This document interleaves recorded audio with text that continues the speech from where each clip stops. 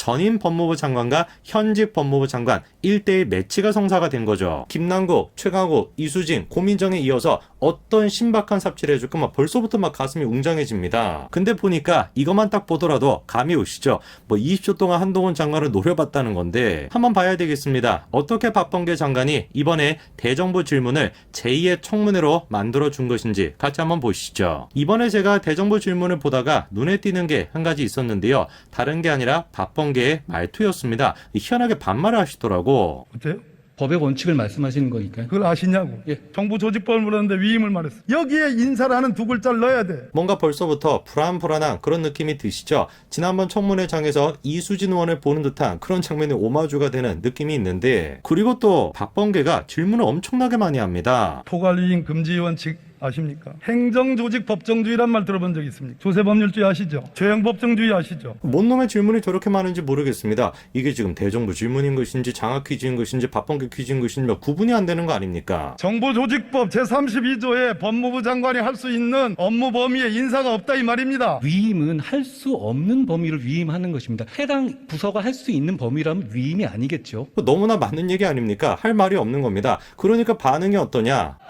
동문서답하고 있어. 글쎄요, 동료 국회의원들이 봤을 때는 웃음거리가 되고 있는 것 같은데 박범계가 보기에는 동문서답인 것처럼 들리나 봅니다. 한번 봐야 되겠죠. 도대체 이유가 뭘까? 동문서답이라고 하는 이유가 도대체 뭘까? 정정당한당하다면 법무부 직제령체 정정당한 무슨 놈의 당한당한인지 모르겠네. 그 농담이고요. 일단 들어는 봐야죠. 그래도 박범계가 뭘 가지고 얘기하는지. 왜 법무부 장관이 대법관, 헌법재판관, 국무총리, 대통령, 비서실장, 수석들까지 검증해야 됩니까? 저게 되게 멍청한 얘기거든요. 저는 저 정도 수준의 사람이 어떻게 법무부 장관을 했는지 그거부터가 좀 궁금한데, 대법관의 경우는 대통령이 임명하는 직위가 아니기 때문에 제청을 받아서 임명하는 것이기 때문에 인사정보관리단에서 하고 있지 않습니다. 그런데 박범계 같은 사람들의 특징이 뭡니까? 사실이 얘기도 들어먹습니까? 들어먹지를 않지. 증을 하고 있지 않습니다. 어디에 그런 규정이 있습니까? 대법관도 정무직입니다. 총리도 정무직이고 대통령 비서실장도 정무직이에요. 어디에 그런 규정이 있습니까? 뭐 여기까지만 듣더라도 벌써 확실해지는 것이죠. 이번 윤석열 정부 첫 대정부 질문은 뭐였다? 청문회 제2탄이었다. 이렇게 그냥 정리가 되는 겁니다. 한동훈 장관은 인사정보관리단에 대해서 다음과 같이 설명합니다. 이 업무는 새로 생긴 업무가 아니라 과거에 민정수석실에서 계속 해오던 업무입니다. 제가 이 일을 하는 것이 잘못이라면 과거 정부에서 민정수석실에서 했던 인사검증 업무는 모두 위법입니다. 저 말이 무슨 말인지 아시겠죠? 원래 인사검증은 어디에서 했었습니까? 민정수석실에서 했었습니다. 그런데 그런 식으로 밀실에서 이제 인사검증을 하는 것이 아니라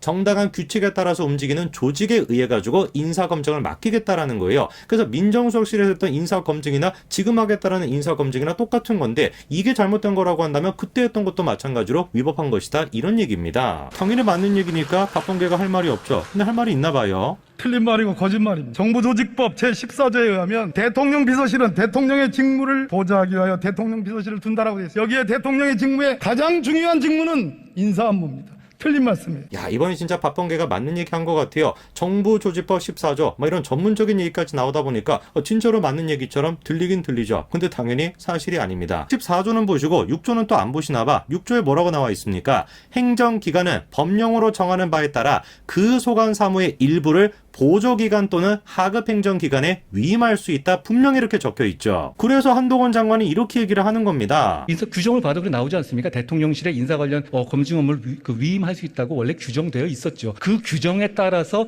대통령실도 인사 검증을 업무를 담당했던 것입니다. 잘 아시다시피요. 과연 잘 알까요? 제가 봤을 때 모르는 것 같은데. 틀린 말이고 거짓말입니다.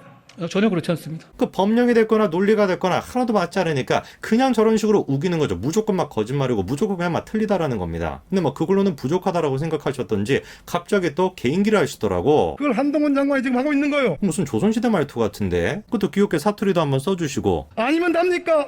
아니라 하면 다예요. 그리고 이어서 한동훈 장관의 팩트 폭격이 이루어지죠. 객관적으로 제가 판단 없이 기본적인 자료를 넘기는 것인데 그게 뭐가 문제이신 것이며, 그동안에 밀실에서 진행되던 인사검증 업무를 부처의 통상 업무로 전환한 것입니다. 저는 이것이 투명성과 객관성을 높이는 진일보라고 생각합니다. 너무 맞는 말이죠. 할 말이 있겠습니까? 당연히 없죠. 잠깐 들어가겠습니다. 자, 그렇게 1라운드가 끝나고 난 뒤에 2라운드가 시작이 되는데요. 2라운드도 박범계의 개인기로 시작합니다. 검찰총장 언제 임명할 거요? 2달째 넘는 공석인데 전부 다 한동훈 장관이 다 해버렸습니다. 이런 전례가 있어요? 전례가 있었죠. 그 전례가 다름 아니라 누구였습니까? 박범계였습니다. 과거에 그 의원님께 장관이실 때 검찰총장을 완전히 패싱하시고 인사를 하신 것으로 택도 없는 말 하지 있습니다. 마십시오.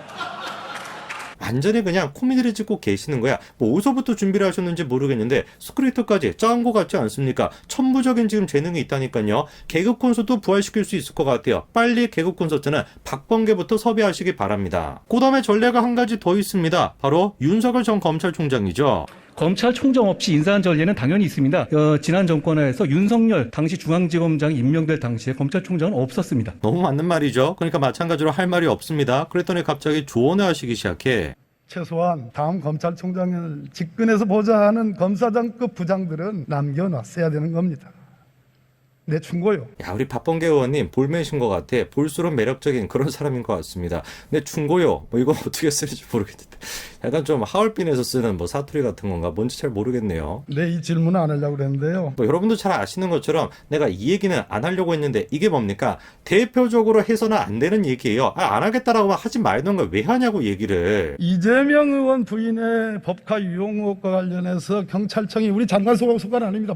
행정부 행안부 장관 소관이긴 하지만 안 하겠다라고 하면서 꺼내는 얘기가 뭡니까? 특정 사건에 대해서 법무부 장관이랑 전혀 상관없는데 그 사건에 대해서 어떻게 생각하냐 뭐 이런 질문을 하지 않습니까? 저는 의원님과 달리 검찰에 의한 구체적 사안에 대해서 개입하지 않겠다고 이미 말씀드렸습니다. 제가 구체적 사안에 대해서 수사지휘권을 남발하거나 좋아요. 그러고 있지 않지 않습니까? 맞는 얘기죠. 당연히 어떻게 하겠습니까? 들어가시고요. 저는 오늘 이 영상을 통해서 박범계 전 장관님한테 감사 인사를 좀 드리고 싶습니다. 뭐 윤석열 정부가 위기다 이런 얘기도 정말 많았었는데 다시금 박범계 스스로를 희생함으로써 뭐 예수 그리스도의 아가페적인 뭐 정신인지 뭔지는 모르겠지만 희생의 정신을 통해서 한동훈 장관을 띄워줘서 다시 윤석열 정부의 지지를 올릴 수 있는 그런 계기를 만들어 주신 점 정말 제가 진심으로 감사드린다 이런 인사를 드리고 싶습니다. 오늘 영상은 그 감사 인사로 끝맺히겠습니다.